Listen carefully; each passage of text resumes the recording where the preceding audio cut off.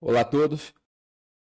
No vídeo de hoje vou apresentar algumas das diversas atualizações do projeto Mistex, que eu falo com frequência aqui no canal. Para quem não conhece, Mistex é um projeto de código aberto de porte dos cores com framework MIST para qualquer FPGA com suporte LTEX.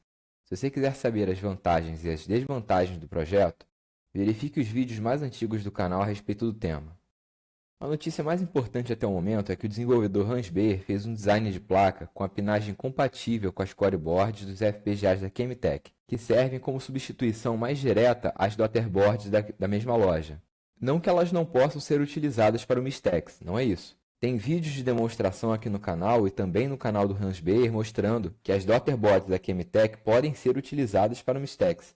Acontece que essa placa em particular oferece mais facilidades e tira alguns periféricos que não eram utilizados na daughterboard original.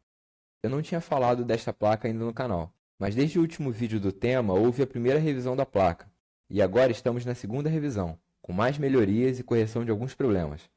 Para aqueles que têm alguma coreboard da Chemetech, destaco novamente que esta placa não é obrigatória. Uma daughterboard da Chemetech é suficiente para atender às funcionalidades básicas. Mas para aqueles que quiserem conhecer algumas vantagens, temos saída VGA e HDMI, temos um header exclusivo para encaixe de uma Raspberry Pi ou uma Orange Pi, que são obrigatórios, conector USB para interface JTAG para programação direta do FPGA através do protocolo Dirty-JTAG da RP2040 embarcado na placa. Não são todas as daughterboards da Chemetech que oferecem essa facilidade. Além disso, temos um header para expansão de SRAM de pinagem compatível com os módulos do Mister FPGA. Alguns módulos de Neo Geo precisam de RAM extra para carregamento de alguns jogos em particular. Se você não tem um FPGA da Chemetech, não tem problema. Existem diversos FPGAs de diferentes montadoras e de diferentes fabricantes com suporte ao LTEX, e que podem facilmente ser beneficiados com o projeto. Uma segunda novidade é a migração da Raspberry Pi Zero W para a Orange Pi Zero 2W, como placa para carregamento dos sinais de controle do framework MIST junto ao FPGA. A placa Orange Pi Zero 2W tem um Wi-Fi e Bluetooth nativos. Possui um bom processador Allwinner H618, que é suficiente para realizar esta interface. Está com preço muito baixo comparado às demais alternativas. O desenvolvedor Hans Beyer montou uma imagem a partir da distribuição oficial Debian do site oficial da Orange Pi. Eu particularmente fiz o teste e tive alguns problemas com a conexão de dispositivos USB e também com a estabilidade do kernel oficial da Orange Pi, muito embora ele próprio não tenha notado esses problemas. Apesar disso, eu não estou surpreso por observar esses problemas, porque não é a primeira vez que isso acontece.